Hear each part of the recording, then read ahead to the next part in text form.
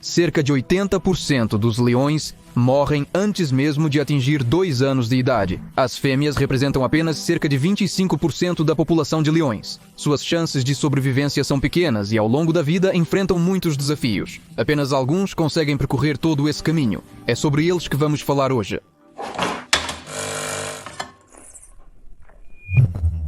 A coalizão Mopoga era um grupo de leões machos que controlavam uma enorme região, com cerca de 70 mil hectares, mas frequentemente ocorriam conflitos no grupo, e um dia, 2 leões, chamados Estranho Fantasma e Senhor T, tiveram que deixar seus irmãos. Eles defendiam seu próprio território até que foram atacados por rivais. Estranho Fantasma morreu, e Senhor T teve que deixar sua casa novamente. Mas ele sobreviveu e conseguiu retornar à coalizão de Mapogo. Este leão passou 2 vezes pelo exílio e passou por todas as etapas representadas neste mapa. É um caminho muito difícil, e a primeira coisa que um leão exilado enfrenta é a necessidade de curar suas feridas. Nenhum macho deixará seu grupo ou seu orgulho apenas por vontade própria. O exílio começa com lutas brutais que podem durar 3 a 4 horas. Imagina as consequências quando 2 predadores poderosos com dentes e garras fortes tentam rasgar um ao outro? E se for um ataque simultâneo de vários leões? Foi assim que Estranho Fantasma morreu. 4 outros machos o atacaram e acabaram quebrando sua coluna. E os leões continuaram a morder o adversário, simplesmente o devoraram antes mesmo de Estranho Fantasma morrer. Mr. T tentou salvar o irmão, mas não conseguiu. Vamos admitir que as feridas de Estranho Fantasma eram compatíveis com a vida, embora às vezes seja difícil acreditar. O problema é que na natureza selvagem sempre existe o risco de infecção, e depois uma morte lenta. E os leões não têm segredos especiais de sobrevivência, super regeneração rápida ou medicina primitiva, como alguns primatas. Tudo o que está na farmácia dos carnívoros, como muitos outros animais, é a sua própria saliva. Na verdade, lamber as feridas é uma reação natural que também ocorre nos humanos. E isso, em geral, faz sentido. A saliva contém o chamado fator de coagulação do sangue, que interrompe o sangramento, e a enzima lisozima mata algumas bactérias. As lágrimas, a propósito, funcionam de acordo com um princípio semelhante. Olá para a Fênix de Harry Potter. Mas sempre há o risco de introduzir algumas bactérias que vivem na boca na ferida, e nem todo trauma precisa de saliva. Mas os leões são bastante viris e bravos, rapazes. Eles até aprenderam a curar suas feridas muito mais rápido do que, por exemplo, um humano conseguiria. Então, um leão que teve o peito perfurado por um chifre se recuperou em apenas algumas semanas. Em tal situação, qualquer um precisaria ir ao hospital, levar pontos e demoraria para se recuperar. Os leões lidam com tudo bastante bem, mesmo quando parece impossível sobreviver após tal incidente. Mas por que a resiliência se tornou uma característica dos leões? Por que isso acontece? Afinal, até o mais florescente e feliz dos grupos pode durar apenas alguns anos sob a liderança de um único macho ou grupo de machos. De 2 a 5, depois disso aparece alguém mais forte, mais jovem ou simplesmente mais vigoroso e vence a batalha pelo grupo. A competição entre os leões é simplesmente surreal. Enquanto isso, as fêmeas sempre permanecem parte do grupo. Elas formam seu núcleo, delimitam o território para o grupo e, na verdade, controlam praticamente tudo. Os machos passam a maior parte do tempo brigando entre si e ensinando os filhotes machos com idas e vindas frequentes. Cada um dos pequenos leões tem que deixar sua família e de alguma forma sobreviver sozinho.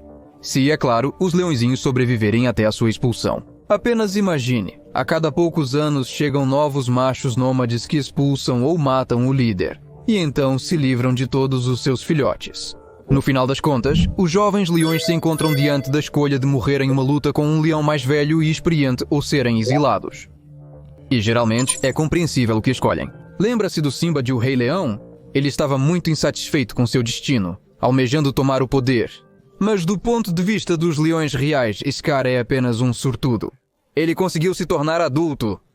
Se olharmos para um orgulho típico, fica claro que apenas um macho chega para cada 2 ou 3 leões. Os machos representam cerca de 25% de toda a população de leões. Afinal, machos e fêmeas nascem em quantidades iguais. As regras da sociedade leonina excluem os leões machos. Se tal leãozinho não morreu enquanto era pequeno e apenas 1 em 8 leões machos sobrevive até a idade adulta, ele é expulso. As fêmeas não têm problemas semelhantes. Elas simplesmente continuam a viver no mesmo território que antes. No entanto, quando os machos são substituídos no rebanho, todos os leões estão em risco, independentemente do seu sexo. Do ponto de vista evolutivo, isso é totalmente normal. Quando os leões machos tomam um novo território, eles quase sempre matam os filhotes estrangeiros, pois eles não estão biologicamente ligados. Em suma, os leões não se tornam pais. Além disso, as fêmeas não podem lutar enquanto amamentam, então precisam ser removidas. O que as leoas sentem sobre isso? Eu não acho que eles se importam, mas, por outro lado, essa é a vida de um leão. Sempre aparecem alguns machos agressivos e estragam tudo. As leoas africanas geralmente se submetem.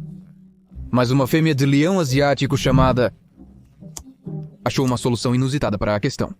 Ela se acasalou com os machos de cada coalizão que entravam em seu território para esconder quem seriam os verdadeiros pais de seus filhotes. E funcionou. Nenhum dos leões da FLG 10 foi morto, porque cada leão adulto pensava que eles eram seus filhos. Cientistas descobriram que outras leoas asiáticas também praticam o mesmo método para proteger sua prole. Os filhotes sobrevivem, mas os machos são forçados a abandonar o orgulho para começar uma vida independente, assim como os africanos. O leão foi expulso de seu território, mas sobreviveu curando suas feridas. Agora ele precisa achar um parceiro de equipe. O leão precisa comer cerca de 9 kg de carne diariamente. Suponhamos que você possa moderar seu apetite e comer menos, mas quanto menos você come, mais fraco fica. Leão fraco é leão morto.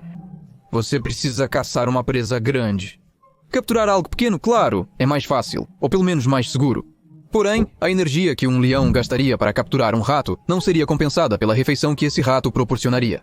E para caçar algo grande e nutritivo, é necessário trabalho em equipe. Leões machos raramente viajam sós. A competição por orgulho ou território entre os leões machos é tão feroz que eles se unem para se protegerem mutuamente. Quando praticamente tudo ao seu redor, de outros leões à sua comida, quer te matar, você precisa de alguém do seu lado. É bom quando esses leões solitários encontram um ao outro, mas eles não podem simplesmente parar e viver perto de seus antigos orgulhos. É preciso seguir em frente para evitar ataques. Assim começam as peregrinações. E os leões solitários realmente precisam se mover muito. Até hoje, os cientistas têm evidências de que um macho solitário percorreu mais de 220 km em um mês. Isso é mais do que se você decidisse caminhar de Londres, por exemplo, até Birmingham. Não se esqueça de que você teria que constantemente se defender de perigos e caçar comida no caminho. E caçar em território desconhecido é uma missão que nem todos conseguem lidar. Quando você, leão, está caçando em território conhecido, sabe exatamente onde encontrar gnus pastando, antílopes bebendo água e zebras descansando. Caçar nessas condições é bastante confortável, porque você conhece sua presa e para onde ir se estiver em território desconhecido. Onde conseguir comida? Aliás, mesmo em território conhecido e junto com o Pride, os leões se movem bastante. Cientistas descobriram que isso é uma espécie de estratégia. Os leões matam sua presa, como uma zebra, e na próxima vez buscam outra, como um antílope. Isso se deve ao fato de que as zebras ficarão mais alertas após o ataque, dificultando sua captura. Mas se esperarmos, pode parecer um pouco estranho, mas a tática realmente funciona. Mas voltemos ao leão exilado. Agora ele tem um companheiro de equipe e eles precisam conseguir comida. Vale ressaltar que os leões não são, inicialmente, os caçadores mais eficientes do mundo. Segundo as estatísticas, as caçadas de leões resultam em captura e presa em apenas 25% das vezes. E isso é o máximo. Não é tão ruim comparado, por exemplo, com os ursos polares. Lá, as mortes bem-sucedidas são poucas, mas o urso polar não compete com os leões, ao contrário dos cães da raça hiena. O índice deles é de 85%. E não se esqueça, 25% é quando o leão caça com alguém, e quanto mais ajudantes, melhor. Se ele agir sozinho, a probabilidade de sucesso geralmente cai para 15%. Uma em cada 7 caçadas é bem-sucedida. É preciso se esforçar muito para sobreviver nessas condições. Nas manadas, as leoas são responsáveis por mais de 90% das caçadas. Se observarmos, começa a parecer que os machos não fazem nada. Eles passam a maior parte do tempo deitados, comendo e ocasionalmente lutando. Mas os leões não são tão inúteis. Se não fizessem nada, as leoas já teriam aprendido a se virar sozinhas faz tempo. Os machos têm suas próprias tarefas, marcar e patrulhar o território do bando e protegê-lo. Os machos cuidam dos filhotes enquanto as mães caçam, garantindo que todos os leões tenham alimento suficiente. Ademais, leões e leoas possuem características distintas, resultando em papéis diferenciados. As fêmeas, por serem menores e mais leves, são mais ágeis e velozes. Além disso, as leoas são resistentes. Já os machos, apesar de mais fortes, são mais pesados e se cansam rapidamente. Por isso, os leões podem ser chamados para caçar quando é preciso capturar algo realmente grande. As responsabilidades entre os leões são distribuídas para que o bando viva com máximo conforto. Mas há um lugar na Terra onde todas as leis da sociedade dos leões não funcionam. E os bandos parecem não ser tão necessários assim. Aqui, nos desertos do norte do Quênia, os leões vivem sozinhos. As leoas aqui não deixam seus filhotes com babás. Em vez disso, os pequenos leões seguem suas mães por toda parte e já aos 3 meses podem conseguir sua própria comida. Enquanto isso, os machos nem tentam ficar ociosos. Eles são caçadores ativos e bem-sucedidos que não ficam atrás das fêmeas em nada. Vale ressaltar que a estratégia de caça dos leões machos difere das fêmeas, já que mencionei as diferentes características entre os gêneros. Enquanto a maior parte do bando ataca em conjunto, rastreando e encurralando suas presas, os machos preferem se esconder em algum arbusto e ficar lá. Mas não apenas sentados, mas à espera e à espreita, para a qual eles podem pular mais tarde. Sim, isso pode parecer um pouco incerto, mas os leões conseguem ter sucesso. Mas esse esquema só funciona até você viver junto com o orgulho. Os leões renegados começam a agir de maneira diferente. Como eu já disse antes, eles simplesmente precisam de companheiros de equipe para lidar com grandes presas, então os machos se unem e só assim conseguem obter algo para comer. Por exemplo, um elefante. Normalmente, são necessárias 7 leoas para lidar com um elefante, mas 2 machos podem fazer o mesmo. Para os elefantes, já que os leões são mais perigosos que as leoas. Sim, encontrei uma confirmação para essa teoria. Karen McComb, da Universidade de Sussex, descobriu que as matriarcas mais velhas, as fêmeas que lideram os rebanhos de elefantes, entendem o perigo que os leões representam. Gravações de rugidos de leões machos tendem a colocar rebanhos em modo de defesa. A reação às leoas é mais calma, tudo é questão da experiência. Quanto mais velha a elefanta, melhor ela sabe quem pode não ser tão perigoso e de quem é preciso fugir mais rápido. Em contraste com os touros, os garotos parecem menores que os elefantes e deveriam manter distância dos leões. Mas não, às vezes os touros até atacam os leões por conta própria, sem motivo aparente. Nos adormecidos, por si só, os leões solitários são os alvos mais fáceis para eles. Mas o que este leão solitário pode fazer? Tudo depende do grau de desespero dele. No Parque Nacional South Luangwa, na Zâmbia, um leão faminto atacou uma fêmea adulta de búfalo e a batalha durou 1 hora. Uma batalha feroz, durante a qual ambos os adversários sofreram muitos ferimentos e estavam tão exaustos que nem conseguiram recuar. No final das contas, outro búfalo veio em auxílio da fêmea e ela conseguiu fugir. O leão recuou para os arbustos para lamber suas feridas, mas morreu 2 dias depois, e sua adversária morreu 2 semanas depois, pegando uma infecção. O leão solitário tinha chance? Exceto que muito pequeno, mas ele teve que arriscar. Mas o leão definitivamente não conseguiria lidar com este selvagem. Parece até estranho que algum lento e espinhoso roedor seja mais forte que o rei dos animais. Mas acontece que nos confrontos é sempre o porco-espinho que vence, apesar da diferença de tamanho. Bem, imagine 17 quilos contra 180, e ainda assim os espinhos fazem a diferença. Os cientistas calcularam que no período de 1960 a 2016 pelo menos 50 leões foram feridos ou até mesmo mortos por porcos-espinhos. Isso é simplesmente surpreendentemente muito. Novamente, um embate entre um porco-espinho e um leão. Geralmente os filhotes de leão sofrem. Provavelmente os adultos já sabem que este animal é espinhoso e indigesto. Melhor não se envolver. Mas o mais surpreendente são as consequências que podem ocorrer entre os confrontos de leões e javalis selvagens. Em 1995, um assassino conhecido como Caníbal de Dorojani foi morto. Os cientistas ficaram chocados ao examiná-lo. Uma agulha de porco-espinho estava enfiada no nariz do leão. Ela entrou 15 centímetros para dentro, quase perfurando o cérebro. Essa agulha impediu o leão de caçar, e no final ele estava sofrendo de exaustão e não conseguia pensar em nada melhor do que incluir a presa humana mais fácil em sua dieta. No entanto, este não é um caso único. Em algum momento, um verdadeiro leão faminto pode realmente se tornar uma opção. Os solitários, às vezes, viram canibais. Mas não há uma única razão para isso. Geralmente é uma combinação de vários fatores que tornam a vida do leão insustentável. Por exemplo, ferimentos graves que impedem os predadores de caçar sua presa habitual. Pegue os dentes, por exemplo. Os leões dependem muito deles durante a caça. Uma presa quebrada ou até mesmo uma mandíbula quebrada. E é isso. O leão já não consegue morder a presa como deveria. E as pessoas são muito mais macias do que qualquer gazela, sem pelos, e correm mais devagar. Outra possível razão para o canibalismo é a seca.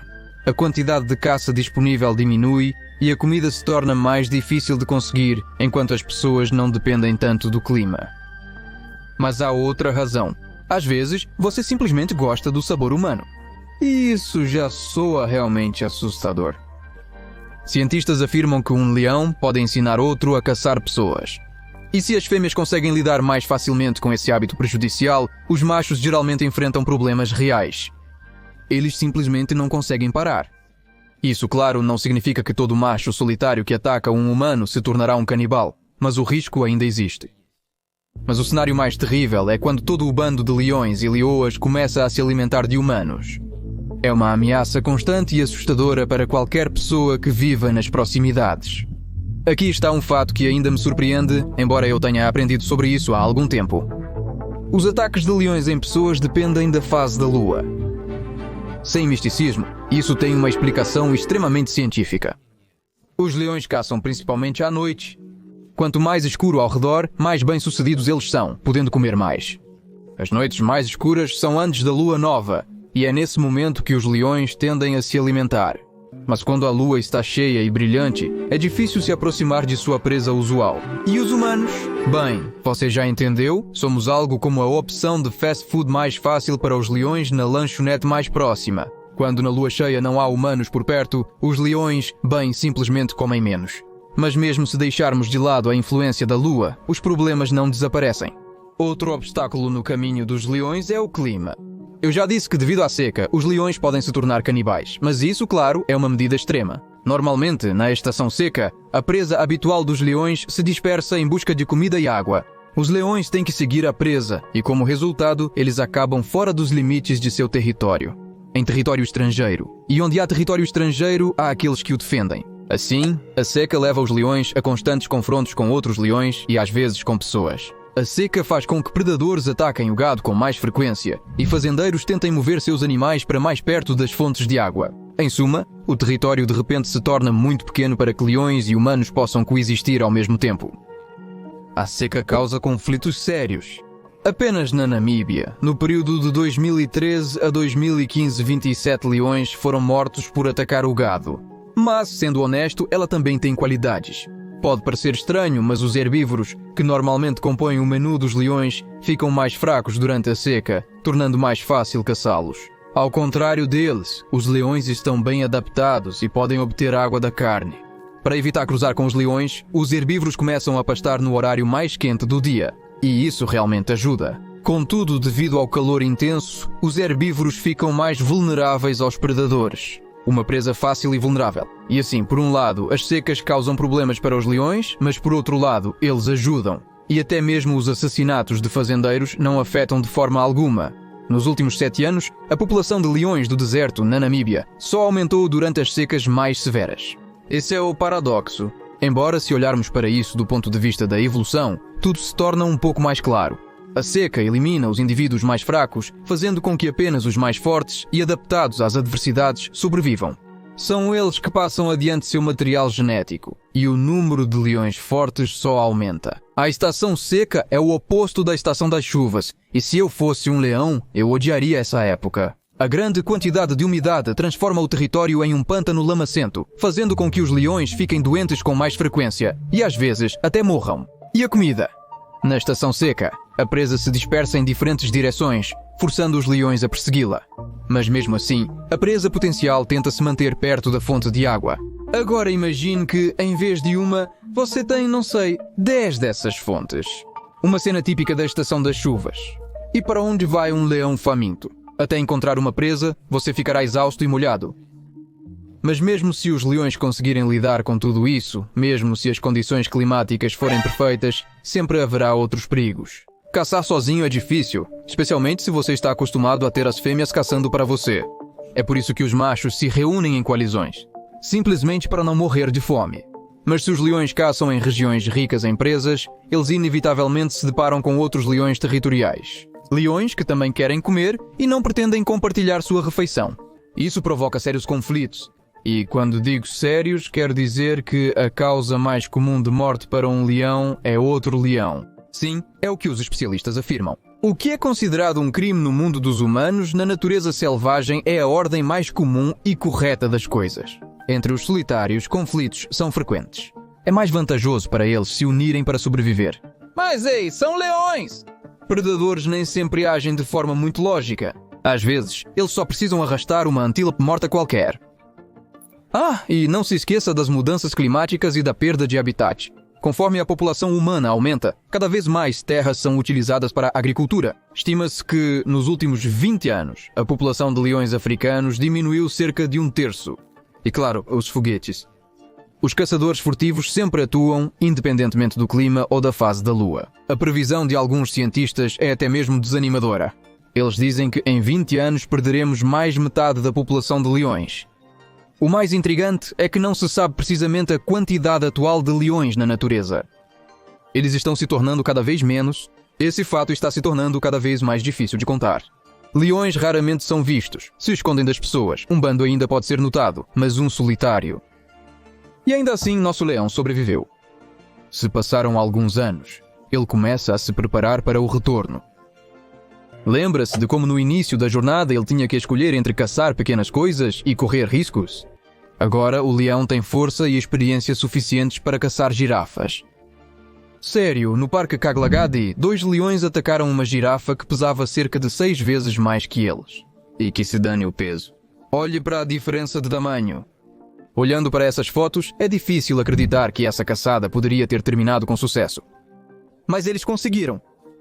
2 leões solitários mataram uma girafa e aparentemente se alimentaram dela. Sua força e resistência aumentaram tanto e provavelmente sua habilidade de caça também melhorou. Para pular em uma girafa, você não pode ficar sem ela. Bem, uma girafa é muita carne deliciosa e nutritiva. A carne dá força ao leão e um leão forte é capaz de muitas coisas. E quanto a atacar um hipopótamo? Um solitário que acabou de ser expulso do bando teria morrido no local. Mas este sobreviveu. Este definitivamente sabe o que está fazendo. E sabe que é hora de assumir o bando. Dito. Um leão pode voltar para sua família de onde foi expulso uma vez? Não. Não por falta de força do leão.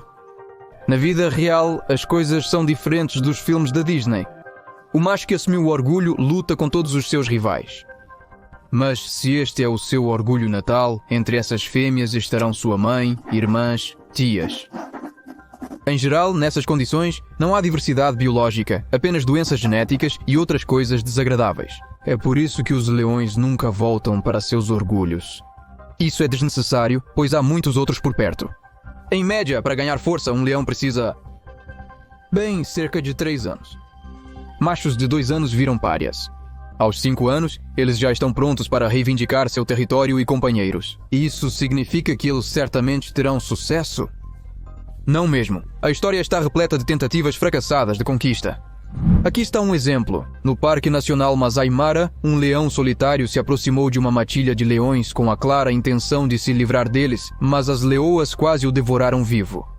Depois os machos se juntaram. Em suma, o cara teve que fugir para se salvar. Foi uma captura e tanto.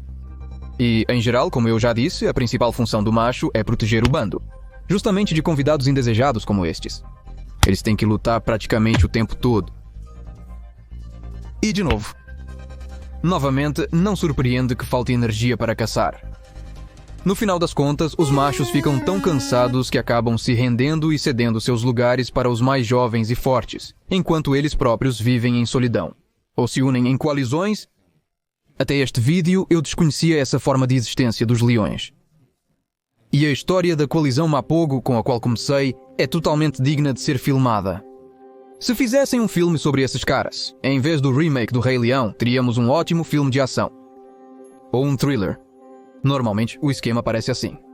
Há um aprendiz, há um velho sábio, há um novo que o supera, e assim por diante. Mas a coalizão Mapogo era uma verdadeira gangue. Esses machos possuíam um vasto território e mataram centenas de leões e filhotes em aproximadamente 1 ano. No seu melhor período, a coalizão era composta por 6 machos. Líder Makulu, Rasti, Shrama, Bonitão, Estranho Focinho e Senhor Chi. Todos, exceto Makulu, eram irmãos de sangue. Ele era visto como um irmão adotivo mais velho que os demais leões. Em 2006, 6 leões jovens deixaram seu bando e tiveram que lutar por si mesmos. Ficando juntos, eles aumentaram suas chances de sobrevivência e logo aprenderam a ser caçadores muito bem-sucedidos. Tão bem-sucedidos que começaram a tomar outros bandos, matando os filhotes. Uma prática normal, mas o Sr. T também comeu alguns dos leões. Não sei porque isso veio à sua cabeça. Depois de eliminar todos os concorrentes, Mapogu conseguiu controlar 8 orgulhos com sucesso. 8! E ainda assim, gerenciar um território tão grande se mostrou difícil. Os leões vivem em constante conflito entre si. No fim, o anfitrião misterioso e o Sr. T foram embora. Depois aconteceu o que eu mencionei no início do vídeo. O anfitrião misterioso faleceu, mas o Sr. T retornou à coalizão Mapogu. Ela continuou a florescer por mais 2 anos, até que os caçadores e outra coalizão entraram em seu caminho, matando o Sr. Chi. Apenas em 2012, 6 anos após a fundação, a Mapogu deixou de existir. Outros predadores fortes vieram em seu lugar. E este é o mesmo ciclo de vida em que os leões existem. O ciclo se repete e se repete. E aqui está um novo jovem leão expulso do orgulho. Espero que tudo dê certo para você, amigo. Até breve.